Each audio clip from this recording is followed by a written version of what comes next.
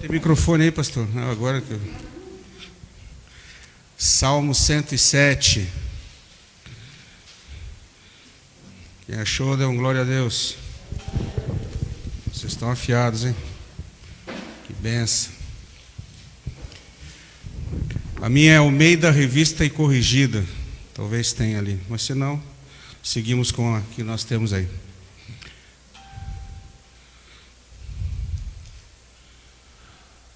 Amém? Não está tão frio hoje, né? Para mim é uma bênção também o frio, por conta que eu sou um sopólatra. Quem que é sopólatra aqui? Viciado em sopa. Ah, isso é bom. Então lá em casa o cardápio, de segunda a segunda, sopinha, né, Rogério? Anholine, aquele ponchá ou pãozinho. Ponchá que fala, Nelson? Pochá. Ou que vier, tá bom, né? Amém, queridos? Eu vou ler um artigo não, ele é bem curto, para a gente embasar e fortalecer e dar sustento e base para aquilo que nós vamos pensar hoje, sobre o poder do clamor a Deus, o poder da oração quando clamamos a Deus, e a resposta do Senhor em razão disso. Eu vou ler um textinho aqui que foi publicado na Ordem dos Pastores aqui de Santa Catarina, pastor Rui, que diz o seguinte: Kevin Van Hooser é um teólogo americano, nasceu em 1957, ele trabalha lá em Illinois, em Chicago, e ele é professor PhD, ou seja, ele é um professor doutor na área de teologia sistemática, ou seja, toda a sistematização dos ensinos e das doutrinas teológicas. E ele resumiu bem a crença de boa parte dos evangélicos modernos. Há uma distinção do evangélico para o cristão. Os irmãos sabem disso, assim como para o crente, né? Que até Satanás é crente. E o cristão é o pequeno Cristo. O evangélico que está mais assim na onda. Resumiu bem a crença de boa parte dos evangélicos modernos. Evangélicos que não gostam da doutrina, ou seja, da sã doutrina. Que não gostam da inerrância, ou seja, que a Bíblia não erra, a Bíblia não tem erro, mas somente do amor, ou seja, eles creem somente no amor, gostam da doutrina só do amor. Eles sofrem de uma doença transmissível, DTM, ou seja, deísmo, Deus, terapêutico moralista. Eles que argumentam não ligarem para os credos, embora nós temos o credo, né? O credo, nós estamos embaixo do credo apostólico, católico cristão, não o católico apostólico romano, mas católico apostólico cristão. Esse é o nosso credo. Cremos em Deus Pai Todo-Poderoso, Criador do céu e da terra, e na doutrina dos apóstolos, e por aí vai. Mas não cremos na Maria. Enfim. Eles argumentam não ligar para os credos. Tem um credo, mas eles têm um credo, eles. Então o credo deles é: creio em Deus, com D minúsculo, o Criador que governa e supervisiona a vida sobre a terra. Creio que ele deseja que as pessoas sejam boas e que hajam com gentileza entre si, o que já quebra um princípio que seria o da moralidade alheio à graça, fora da graça. Se não houver graça, não tem o amor de Cristo, então eu não preciso da graça. Se esse Deus meu somente me amar, tá bom. E que as pessoas têm que ser boas e gentis. Você pode ver até a pessoa que é gentil, mas não ter nenhum princípio, né, na verdade, assim. Às vezes até tem um caráter duvidoso. Creio que o objetivo principal da vida é ser feliz e se bem a respeito de si mesmo, que é um princípio terapêutico, né? Se eu estou bem, creio que, ou seja, eu não posso passar nenhum problema, eu não posso ter nenhuma frustração, eu não posso ter nenhuma aflição, eu não posso passar por nenhuma tribulação, porque se isso acontecer, eu vou esmorecer. Porque eu mesmo em mim não tenho forças para continuar. Mas esse Deus me ama. É um contrassenso, né? Creio que as boas pessoas vão para o céu e que quase todos são bons, que é o processo do universalismo.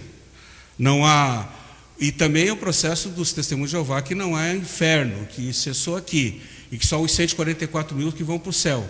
Os que morreram aqui não tem inferno, morreu, acabou.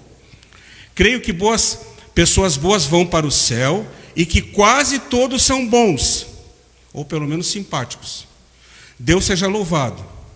E eu também, se for o caso. Aí de mim, o que seria de mim se não fosse eu? Mais ou menos essa ideia, né? Deus seja louvado. Perdão.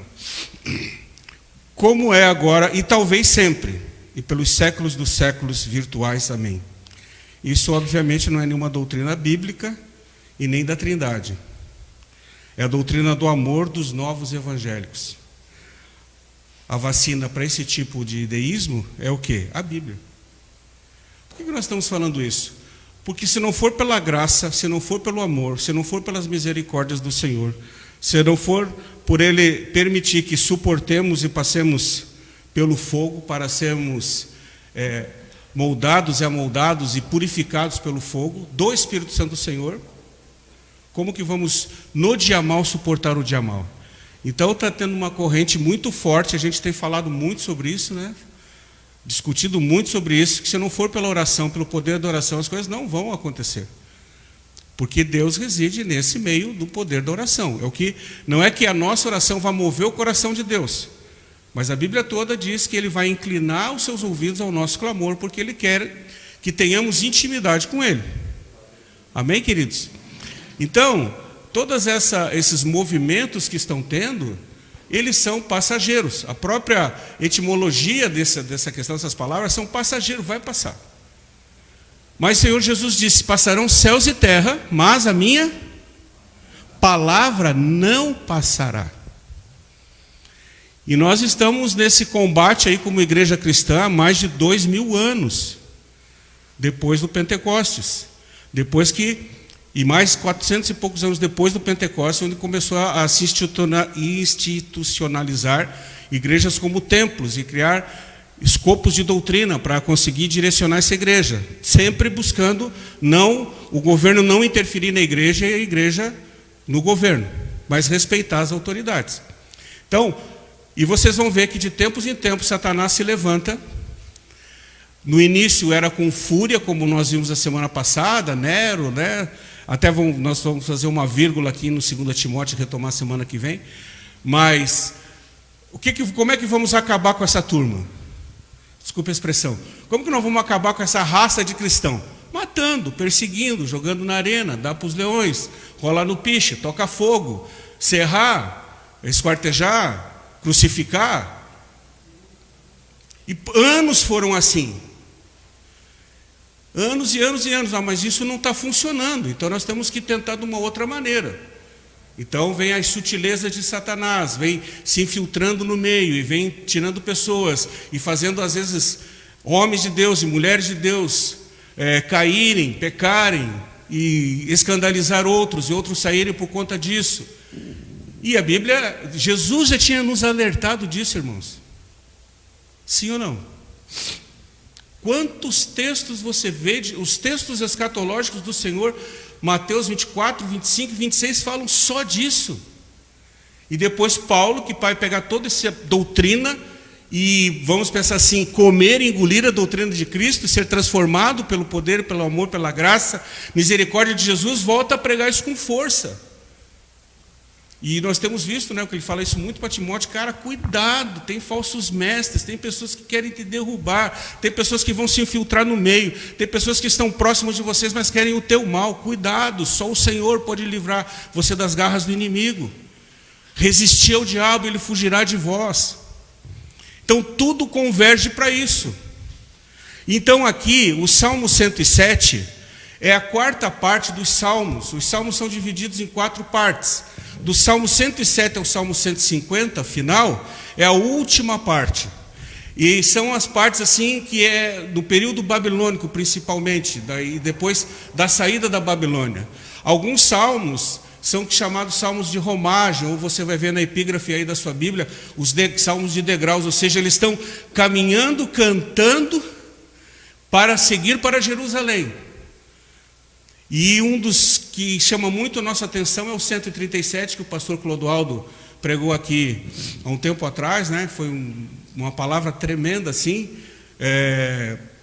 sobre os rios da Babilônia nós sentamos e choramos e penduramos as nossas harpas nos salgueiros, porque nós estamos em terra estrangeira, eles estão pedindo para nós cantarmos, isso é muito difícil para nós. Então esse salmo aqui, possivelmente, ele deve ter sido escrito 1000 anos antes de Cristo. E é um dos poucos salmos que tem autoria desconhecida. Dos 150, pelo menos 70 são de Davi. Alguns são de Asaf, outros do filho de Corá, e alguns outros aqui. Mas esse em especial não é de Davi, não tem um autor definido. Mas ele fala da gratidão. A gratidão a Deus deve ser estar constantemente nos lábios daquele que nos salvou, que Ele nos salvou. Este salmo então foi escrito para celebrar o retorno dos judeus do exílio da Babilônia. Então tinha o reino de Judá, o reino do norte, o reino do sul, e eles não estavam se dando bem, e eles tinham, uma parte era descendentes de Abraão, alguns eram caldeus, outros não, então eles estavam com um problema, mas eles estão voltando. E ele inicia então, são 4 blocos, até o verso 32, nós vamos destacar 4 blocos aqui para a gente poder entender o que está acontecendo. Mas ele diz assim, estão comigo? Amém?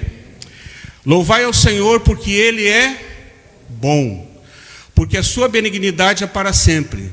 Diga-nos os remidos do Senhor, o que os remiu, os que os resgatou das mãos do inimigo, e os congregou das terras do Oriente, e do Ocidente, e do Norte e do Sul. Andaram desgarrados pelo deserto, por caminhos solitários, não acharam cidade que habitassem.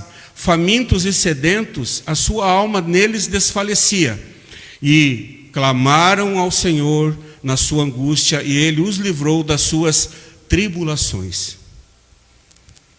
E os levou por caminho direto para irem à cidade que devem habitar. Louvem ao Senhor pela sua bondade e pelas suas maravilhas para com os filhos dos homens. Pois fartou a alma sedenta e encheu de bens a alma faminta. Esse é o primeiro bloco. Nesse primeiro bloco ele vai destacar a respeito dos peregrinos, dos solitários. E depois, o outro bloco ele vai falar o seguinte: tal como se assenta nas trevas a sombra da morte, presa em aflição e em ferro, como se rebelaram contra as palavras de Deus e desprezaram o conselho do Altíssimo. Eis que lhe abateu o coração com o trabalho,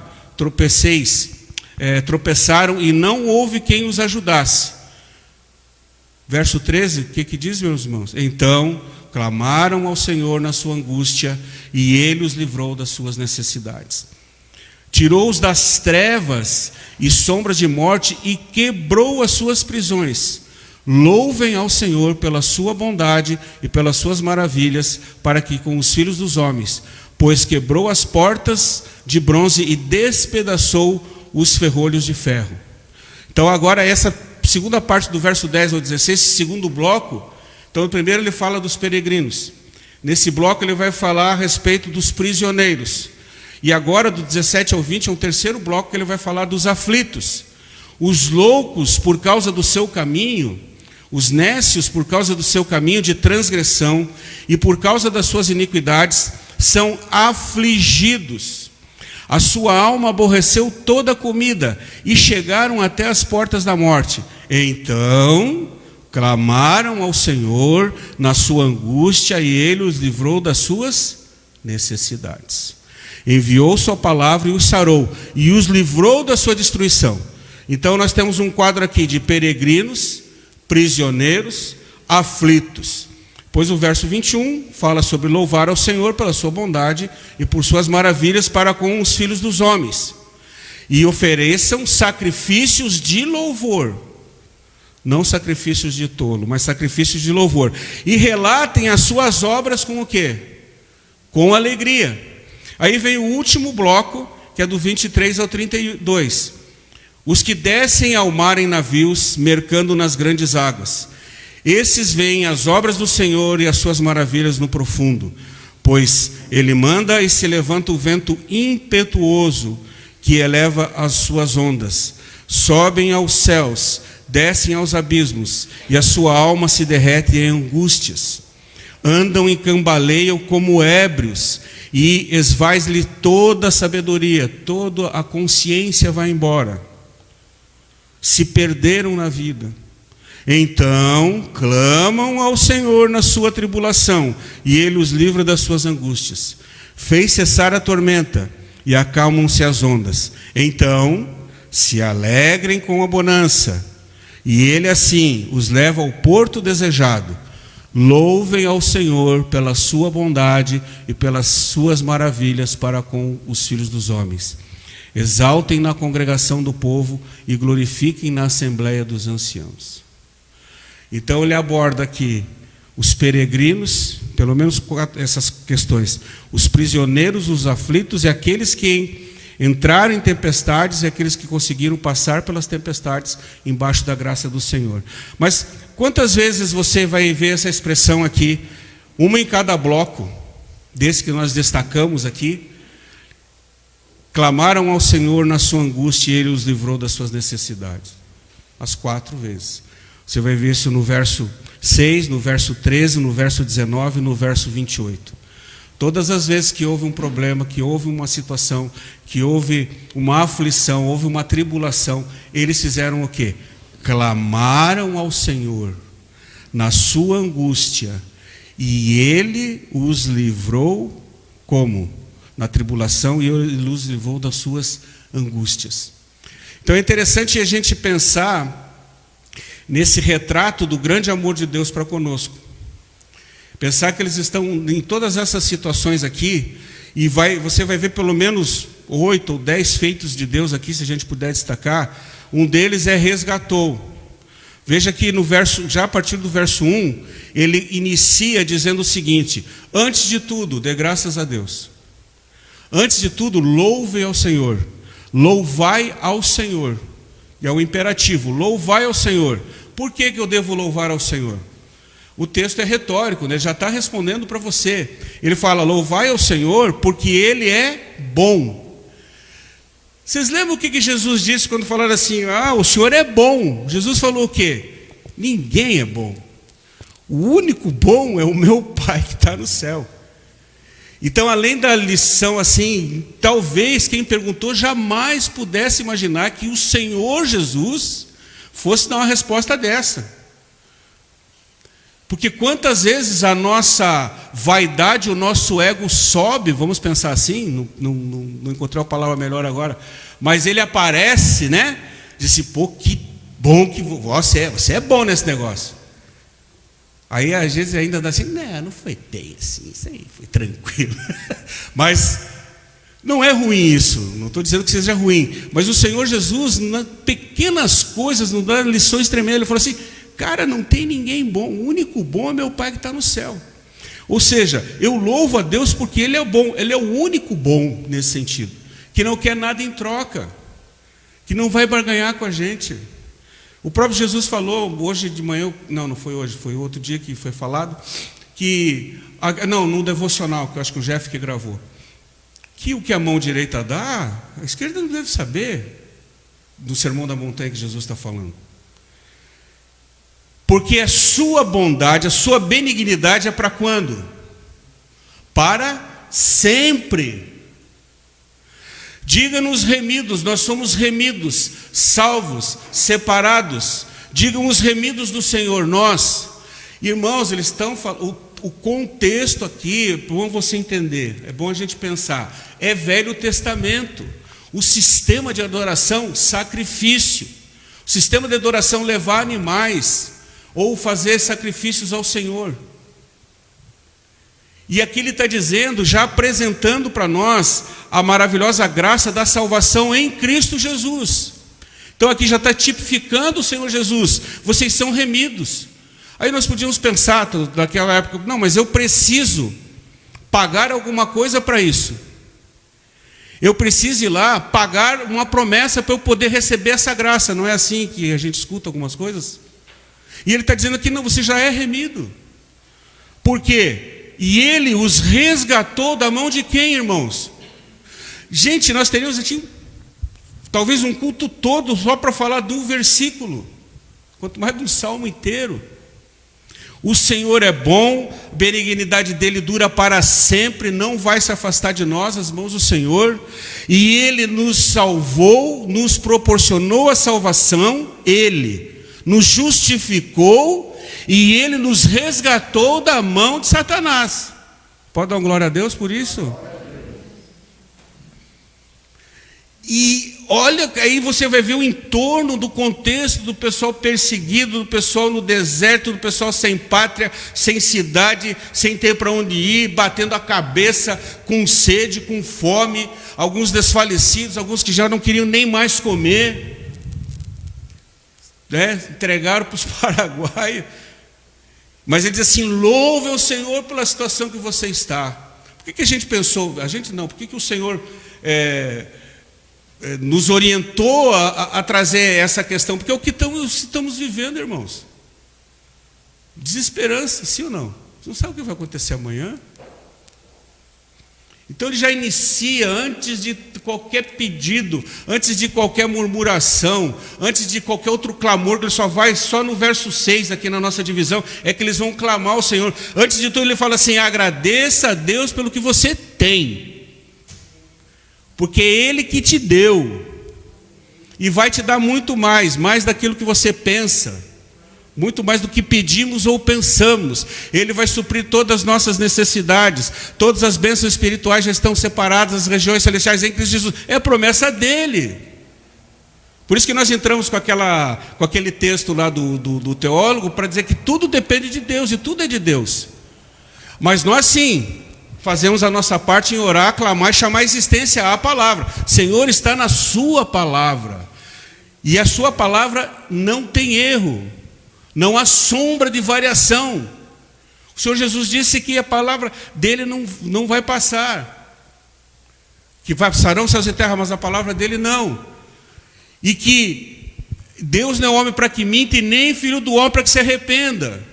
Números 23:19. Essa é a palavra do Senhor. E que os congregou das terras do Oriente e do Ocidente. Então o Senhor resgatou, salvou e congregou. Nós éramos como ovelhas perdidas, irmãos. É tão maravilhoso você ver Jesus com os seus discípulos entrar no barco, eles cansadíssimos, lá o texto de Marcos, de Lucas, e ele diz assim: olha, vocês estão muito cansados, o trabalho de vocês durante a semana foi muito pesado, expulsando o demônio, curando pessoas, orando pelas pessoas, abençoando pessoas, pregando para pessoas. Vamos separar um tempinho para vocês descansarem. A turma percebe que é Jesus no barco lá com os seus discípulos, e eles correm ao redor do lago, 5.000 homens, diz a Bíblia, para esperar o Senhor Jesus do outro lado. Então a turma não tinha descanso. Agora já é da minha cabeça, pode ser que algum daqueles discípulos falou assim: Senhor, nós estamos cansados. Aí vem o texto bíblico, né, que diz: Senhor, melhor dispensá-los, e eles vão às aldeias comprar pão. Porque o que nós vamos fazer com essa turmaiada toda aí? Jesus disse o quê? Não, vamos ver o que tem aí, porque eles estão como ovelhas que não têm pastor. O nosso inimigo cruel, que nos enlaça e faz ciladas, ele nos resgatou, nos tirou das mãos do inimigo. Então, quem é o nosso Senhor? O amor ao dinheiro é a raiz de todos os males. Nós lemos semana passada aqui. Se eu ponho a minha força nas coisas, ou no dinheiro, não estou dizendo que o dinheiro é bom, mas o amor. Então as pessoas, às vezes você vê, como foi citado também aqui no início do culto, as pessoas resvalam ou saem fora dos planos ou do projeto de Deus porque elas querem, não porque Deus quer. Porque muda o sentido e o propósito daquilo que eles querem ter em razão do amor. Então ele nos resgatou, e ele nos congregou nas terras do Oriente, do Ocidente, do Norte e do Sul. Andaram desgarrados pelo deserto, por caminhos solitários, não acharam cidade que habitassem, estava para cima e para baixo. Famintos, desgarrados, ou seja, sem nenhuma direção. sem nenhum rebanho para seguir, talvez sem liderança, famintos, verso 5, sedentos. Então você imagina, muito diferente da promessa de Abraão, para Abraão: sai da tua casa, da tua parentela e vai embora. Ele pegou os 70 criados dele, foi para um lado, levou Ló, depois deu aquele rolo todo lá, mas tudo bem.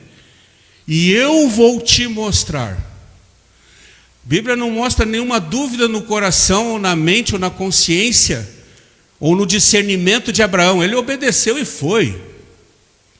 E o Senhor o abençoou muito, né? A gente vê isso em Gênesis. Mas aqui esse povo estava brigando com Deus e brigando com os outros, e estava andava desgarrado pelo deserto, caminho solitário, não sabe para onde ir, não tem pouso, não achava nenhuma cidade para habitar naquela cidade, e eles estavam agora famintos e sedentos. E aí entra o processo da alma, no sentimento, a sua alma neles desfalecia. Talvez um sentimento igual daquele pessoal no barquinho, começou a chuva, a tempestade, vamos acordar Jesus: Senhor, nós vamos desfalecer, o barco vai afundar, nós não temos saída. Só que aqui eles estavam sozinhos, desgarrados, desfalecendo, falecendo aos poucos, a alma abatida. Você vai ver vários salmos, alguns de Davi diz assim: porque está abatida a minha alma. Veja que ele tinha consciência de para onde que ele podia correr e apelar. Então o que eu estou sentindo, o que eu estou passando, não é espiritual. Ele tinha esse discernimento. Ele é da minha alma, que é coisa da minha cabeça, é ataque do capeta. Então eu tenho que me fortalecer em quem? Quando o inimigo vem para cima de nós, nós que somos cristãos, o que a gente tem que fazer, irmãos? Combater o bom combate, dobrar os joelhos, orar, clamar ao Senhor. O Senhor Jesus recusou 3 grandes boas ofertas de Satanás lá em Mateus 4. Por último ele fala assim: se afasta de mim. E no que ele falou isso, Satanás, o próprio Satanás se afasta do próprio Filho de Deus, mas ele tentou o próprio Filho de Deus 3 vezes, com coisas que para nós hoje seriam assim, uma situação muito grande, né? Você se joga do penhasco, que aos seus anjos dará ordem ao teu respeito, para que ele te apare. Você tem tanto poder que você pode te falar para essas pedras transformarem em pães, porque você está com fome. Então eu estou morrendo de fome, estou no deserto, mas eu sei que eu tenho um poder de olhar para uma pedra e falar assim: olha, se transforma em pão. Oh, que bênção, hein? Num panelão de sopa. Está vendo esse reino? Claro que ali foi uma questão espiritual também. Tudo eu te darei se prostrares me adorares. Então Satanás chega lá com um pãozinho com manteiga, daqui a pouco ele chega com um pãozinho com mortadela e queijo, e por final ele já chega com um salame de primeira. Se a pessoa cai na primeira, ele está no lucro. Mas quando isso tudo terminou, Jesus mandou ele sair fora, corrido. O texto lá, então, Mateus 4,11 diz o seguinte: que os anjos do Senhor vieram e serviram o Senhor Jesus. Eu creio, irmãos. Enfrente o capeta, no sentido da oração, não do desafiar. O Senhor Jesus também diz: não tentarás o Senhor teu Deus. Tem gente brincando, né, com coisas espirituais demais aí. Não tente o Senhor teu Deus, mas Ele vai te proteger na angústia. Esse pessoal estava nesse sentido, desfalecendo. O que eles fizeram? Clamaram ao Senhor. Em que situação que eles estavam? Na sua angústia. Eu tenho sede física, tenho fome física. Mas agora eu estou desfalecendo porque eu estou angustiado. Eu não tenho para onde ir. Eu não tenho nenhuma casa, eu não tenho mais nenhum amigo, me abandonaram, estou sem emprego, família me abandonou, eu estou angustiado. O que eu devo fazer? Na angústia clamaram ao Senhor, e Ele fez o quê? Os livrou das suas necessidades e os livrou das suas tribulações. Glória a Deus, irmãos. Mas eu tenho que clamar ao Senhor. Eu tenho que me dobrar diante do Senhor. Não é porque Ele é um Deus assim, como é que chama? Egoísta? Não, é vaidoso? Não. É porque é o mínimo que eu tenho que fazer. Como foi a ministração sobre os nossos dízimos e ofertas. O que eu tenho dado para o Senhor? Se tudo é dEle. E daí o que o Senhor fez? Olha a diferença do verso 4 e do verso 5, depois que eles clamam, olha a ação de Deus na vida das pessoas e a ação de Deus nas nossas vidas. Ele os levou por caminho direto para irem à cidade que deviam habitar. Deus escolheu você para onde você está, filho. Não inventa coisa.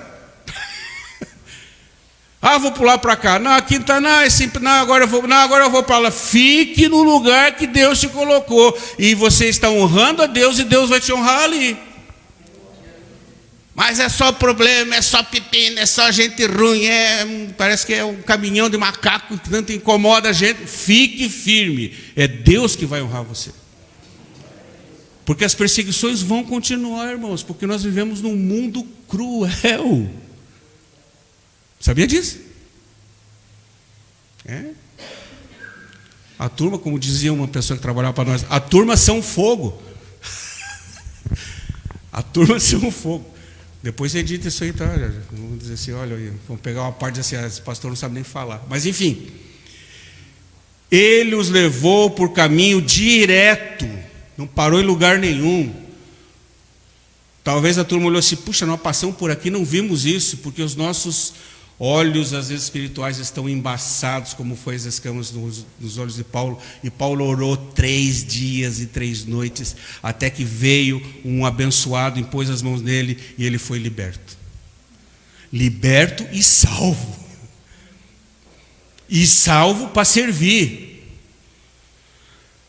Ele os conduziu aonde? Para a cidade, não onde somente eles iriam matar a sua sede, ou eles iriam matar a sua fome, mas a cidade que eles iam habitar. Fique aqui, que esse é o lugar que eu escolhi para você. Amém, Jesus. Então, que benção. Porque eu estava batendo cabeça por aí. E eu não tinha mais nada. E aí ele volta no processo, olha, você deve fazer o quê? Louve ao Senhor pela sua bondade, pelas suas maravilhas para com os filhos dos homens. Pois o que ele fez com você? Fartou a alma sedenta e encheu de bens a alma faminta. Amém, queridos? Então, essa parte que são esses peregrinos, ou são os solitários.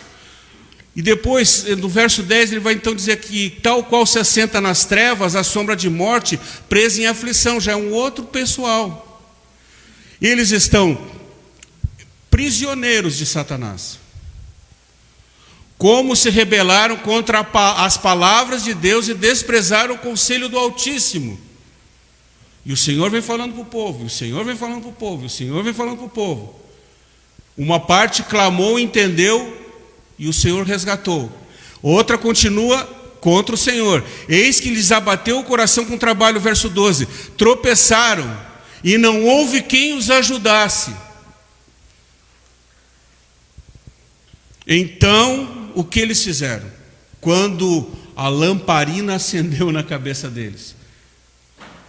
É tão maravilhoso pensar que desses 4 tipos de pessoas, desses 4 blocos, o Senhor sempre ouve e redime.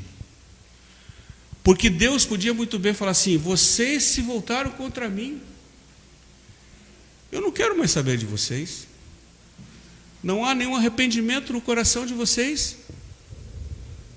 Quantas vezes eu dei oportunidade para vocês, quantas vezes eu dei coisas para vocês, eu dei até bens para vocês, como ele fala para Davi, né? Lá em 2 Samuel 12. Tudo mais que você quisesse, Davi, eu teria dado para você. Você vai se deitar com a mulher do cara e ainda matar o marido depois? Você está procurando problema, Davi. Então, diante dessa nebulosidade, dessas trevas, deles estão presos em correntes, eles estão em aflição, continuam se rebelando contra Deus, o coração deles está abatido, eles tropeçaram, não tinha ninguém mais que ajudasse a turma. Então eles entenderam, clamaram ao Senhor no quê? Na sua angústia, e Ele os livrou das suas necessidades. Aí o Senhor fez o quê? Tirou eles das trevas. Estão presos em cadeias espirituais, aprisionados a Satanás e dando ouvido para a voz da profetisa lá, Jezabel, vamos pensar assim, que corrompia os servos do Senhor naquela igreja lá de Tiatira. Dentro da igreja, esse espírito do capeta, se levantando contra toda e qualquer autoridade ou toda qualquer situação. Mas então agora Deus não supriu necessidade de fome e de sede deles, mas o Senhor libertou eles das trevas, tirou-os das trevas e sombras da morte e quebrou as algemas dele. Glória a Deus. Esse é o Deus que eu tenho crido, que ainda que a pessoa não mereça, como foi citado aqui na abertura do culto, não é porque se merece ou não, eu tenho que fazer a minha parte. Cabe ao Senhor se houver algum juízo. Mesmo assim, o Senhor escutou a oração e viu que o clamor era genuíno e que eles estavam quebrantados e que havia necessidade neles. E o Senhor então tira das trevas, endireita os seus caminhos.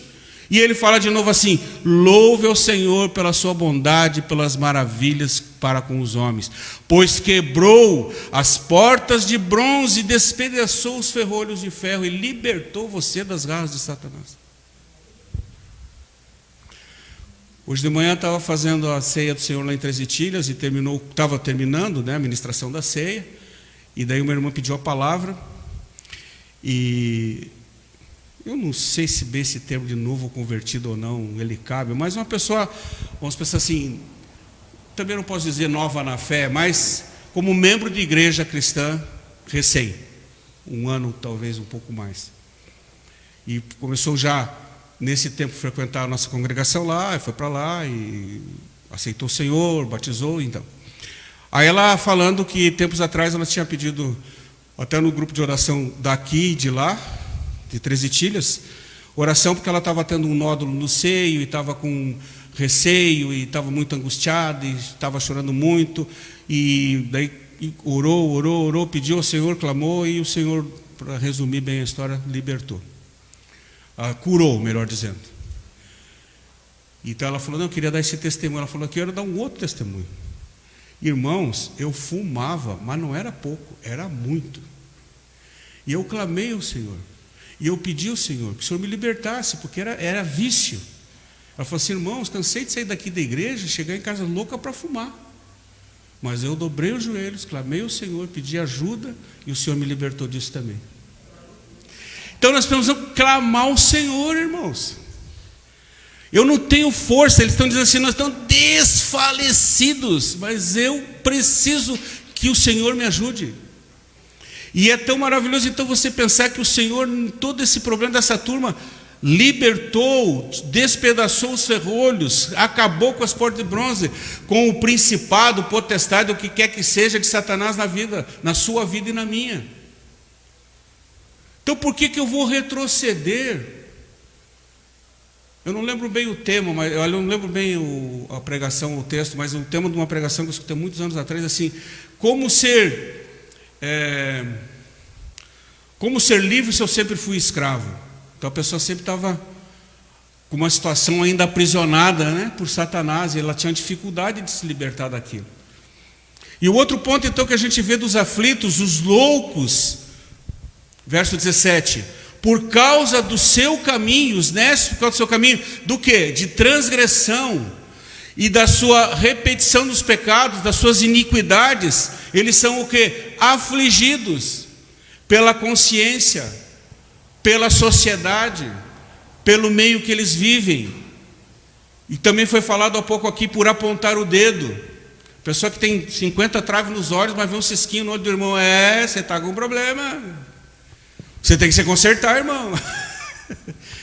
Você está furando as orações aí, as campanhas, você tem que, aí vira religiosidade. Então, ele está dizendo assim: os nécios, os loucos, por causa do seu caminho de transgressão, transgredindo a lei do Senhor, os mandamentos, das suas pecaminosidades, são afligidos. Vem seta de todo lado. A sua alma aborreceu toda a comida. Chegaram às portas da morte. A pessoa está definhando, ele não quer nem mais comer. Ele está se entregando. É como se a pessoa fosse ficar numa cama e dizer assim: me deixa morrer aqui. Eu não vou incomodar ninguém, ninguém me incomoda. Mas o Senhor consegue endireitar todas as coisas. Eu não sei se você pode colocar lá para mim na tela, Salmo 32, 3. Vê se você pode, para a gente não precisar ir lá para trás. Acho que dá, né? Essa aqui é a situação depois do pecado de Davi com Betseba. Deu lá? Enquanto eu me calei, envelheceram os meus ossos, pelo meu bramido em todo dia. Davi, enquanto se calou, enquanto ele guardou para ele, enquanto ele não reconheceu que ele precisava de Deus, e ele está dizendo assim que ele está desfalecendo, os meus ossos estão desfalecendo. Eu não quero mais saber de nada, isso para mim nessa vida. Nós oramos a Deus para que ninguém aqui tenha, ou se teve, não volte mais a ter nenhum quadro de depressão, nada. Nem do menor, nem para o maior, porque é muito complicado.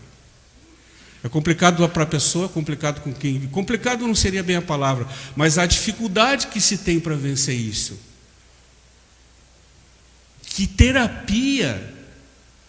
Eu não vejo outro, irmãos, como terapeuta falando, outro que não seja a palavra do Senhor.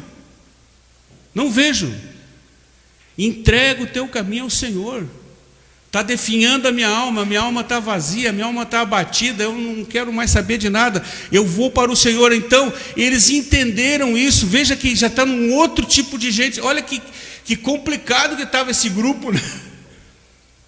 Uns que imediatamente louvaram, agradeceram, se sentiram, e o Senhor libertou. O outro que estava ainda contra o Senhor, e esse agora não quer nem saber. Talvez estão até carregando alguém nas costas lá com nessa caravana aí, levando gente de maca. Não, fica firme, nego dando injeção de ânimo. Não desfalece, irmão, vai dar certo. Mas como que vai dar certo? Ó dia, ó céus, ó vida miserável. Lembra aquele desenho? Eu sei que não vai dar certo. Tem gente que já entrou nesse estágio. Eu sei que não adianta mais lutar. 2 palitos para começar a ter uma depressão. Lute enquanto você pode. O cego Bartimeu, que o nome dele não era Bartimeu, que Bartimeu é filho de Timeu, que quer dizer filho do impuro, com uma capa escrita cego, que eles davam uma capa para as pessoas, o cego, o mudo, o coxo, o surdo, para identificar que aquela pessoa tinha aquela deficiência. Olha que coisa bacana, né? Ou um leproso, quando viesse pela rua, pelo menos dizia a lei que pelo menos com 100 metros, ou tantos pés, ele tinha que começar a gritar se ele visse alguém: leproso, leproso, não chegue perto que eu sou leproso. Aquele cego, diz o texto, que ele está lá sentado com aquela capinha, com a capa, e ele escuta falar de Jesus, e ele sai gritando. Mas como que ele faz? Ele louva e adora o Senhor primeiro, porque ele fala: Jesus, filho de Davi. Quem falou para esse cego que Jesus era da linhagem de Davi, irmãos? Porque Davi, da casa de Davi, diz o texto bíblico, vem o renovo, o ramo novo, a raiz de Davi. De Belém, a casa do pão, pão Efrata, a casa do pão, a providência. Quem é que falou isso para aquele cego? Mas ele levantou, e alguns, não forçando o texto, mas eu creio que no momento que ele lançou aquela capa, ele disse assim: eu não preciso mais dessa capa. Tem alguém que vai me curar? Tem compaixão de mim. O que é que eu te faço? Eu quero ver, Senhor. Imediatamente o cego começou a ver. Na angústia ele clamou ao Senhor. Que situação, até hoje em dia, né? Tem 2 médicos aqui que podem me corrigir. Talvez irreversíveis nesse processo de cegueira. Talvez alguma deficiência irreversível de uma pessoa. Daqui a pouco toma uma injeção, uma anestesia errada, aí acabou. Fica lá paraplégico, sei lá, não sei se é isso. Mais ou menos por aí, né? Mas situações ainda hoje, com a medicina avançada, já está irreversíveis. Não tinha como ele voltar a ver, se não fosse um milagre do Senhor. Então, na angústia, ele clamou ao Senhor, ele não desfaleceu. Então, clamaram ao Senhor, verso 19, na sua angústia, e ele os livrou das suas necessidades. Enviou a sua palavra, e o que ele fez agora? Sarou e livrou da destruição. Então, esse Jesus, esse Deus, resgatou, congregou, endireitou, alimentou a turma, conduziu, sarou, e agora ele vai cessar uma tormenta. Do verso 23, que é o último grupo aí, os que enfrentam as tempestades, os que descem ao mar em navios, mercando nas grandes águas. Esses veem as obras do Senhor em suas maravilhas no profundo. Pois ele manda e ele se levanta o vento tempestuoso, que eleva as suas ondas. Sobem aos céus, descem aos abismos, e a sua alma se derrete em angústia. Andam e cambaleiam como ébrio, e se vai toda a sua ciência, se vai todo o seu conhecimento, e se vai toda a sua sabedoria. Essa turma perdeu o rumo também. Perdeu o sentido da vida. Eu estou no barco, eu estou indo. Eu sei fazer, eu consigo manejar, mas eu estou à deriva. Para onde esse barco for, eu estou indo. Não estou me importando com muita coisa. Mas eles perceberam que estavam à deriva. E estavam cambaleando como ébrios. Alguém aqui já viu, né? Um bêbado andar pela rua assim? É mais ou menos isso que o texto quer dizer. Precisa de ajuda. Então,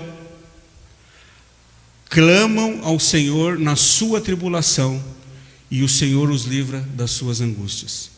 Faz cessar a tormenta, e acalmam-se as ondas.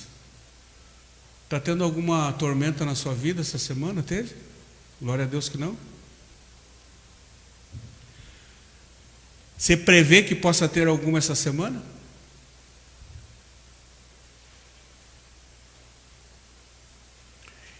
E onde está o meu socorro?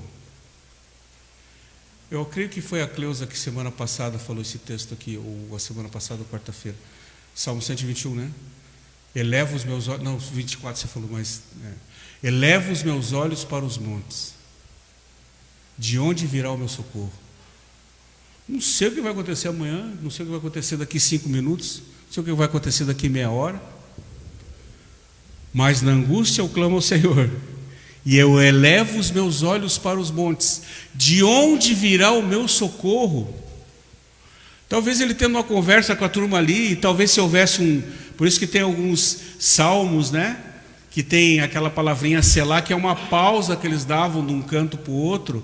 E talvez a gente precisasse aplicar essas pausas, né? Quando faz uma pergunta dessa. De onde virá o meu socorro? Perguntando para alguém. E essa pessoa diz, trabalho, ganhar algo mais. Ele falou, não, o meu socorro vem do Senhor, que fez os céus e a terra. Você conhece alguém que consegue fazer os céus e a terra? Não, mas o meu Senhor fez os céus e a terra. É dele que vem o meu socorro, bem presente no dia da tribulação. Cessou a tormenta, irmãos. Quem lembra de dias atrás que caíram aquelas torres ali em Tangará? Tangará não, é Campos Novos. Quanto tempo, talvez muitos aqui até dobraram o joelho, ou alguém entrou embaixo da cama e disse assim, Senhor, para com esse negócio. Quanto tempo durou aquele negócio ali? Aqui, eles estão mais ou menos na mesma situação, mas o Senhor fez cessar, parou, gente. Da mesma forma que Jesus fez naquele barquinho. Cessou a tormenta e acalmaram-se as ondas. Então se alegrem com a bonança, e ele assim os leva ao porto desejado. Eu já contei para vocês uma experiência que eu tive lá quando estava na missão lá no Pará, no Afuá, e lá ficava a 50 quilômetros já do Oceano Atlântico, daí onde tem o fenômeno da pororoca. Então vinha o rio Amazonas, chegava nas ilhas onde nós trabalhávamos, e os camaradas são Todo mundo lá, todo mundo tem um casco ou um barquinho, porque é tudo palafita e água e rio, então o transporte é esse. Tem carro, não tem moto e bicicleta. Mas numa travessia de uma ilha, da onde nós estávamos, de uma ilha para outra ilha, que nós íamos, tinha uma congregação lá, numa dessas vezes, ele parou o barco, o irmão que tinha o barco lá, numa quase 5 da tarde, 5:30, 6 horas, ele parou e falou assim: nós vamos ter que esperar porque vai vir a maré. Mas está tudo tão calmo, um rio. Não, mas nós vamos esperar que vai acontecer. E vai chover. Fundiou o barquinho lá, baixou as lonas do lado, e foi muito interessante que ele sentou, pegou a marmitinha, né, dona Ivânia? Começou aquela. Eu falei, mas esse cara está muito calmo. Dali a pouco, meus irmãos, foi uns 20 minutos, chuva, e o barco fazia assim, ele fundeado. Porque vem o fenômeno da pororoca lá em cima, e até chegar, então às vezes eles não sabem direito quando vem. E algumas vezes até afunda. Pessoas que nasceram ali, pessoas que estão acostumadas com aquilo. Assim como alguns desses que estavam no barco com Jesus, que eram pescadores profissionais. Mas de um momento para o outro, veio chuva, veio tormenta, mas o Senhor faz cessar isso na sua vida e na minha. Amém, irmãos? A boa notícia que vai piorar, a excelente notícia é que Jesus está no barco. Então se alegrem com a bonança, se alegrem quando as coisas se acalmarem, e Ele assim os leva ao porto desejado.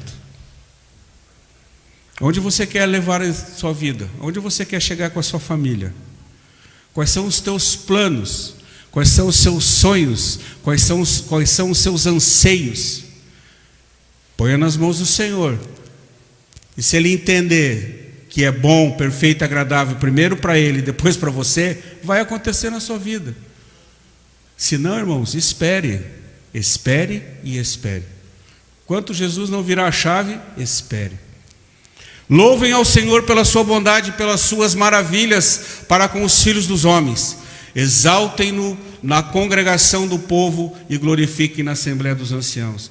Ele cessa a tormenta e abençoa a turma. Qual que é o nosso destino? Chegar no porto seguro. Na angústia, na dor, na aflição, na escuridão, no problema, o Senhor Jesus está no controle de tudo. Amém, irmãos? Não sei quando a pandemia vai passar, se é que vai passar, ou quando que vai passar, mas nós continuamos firmes, não desfalecemos. Amém?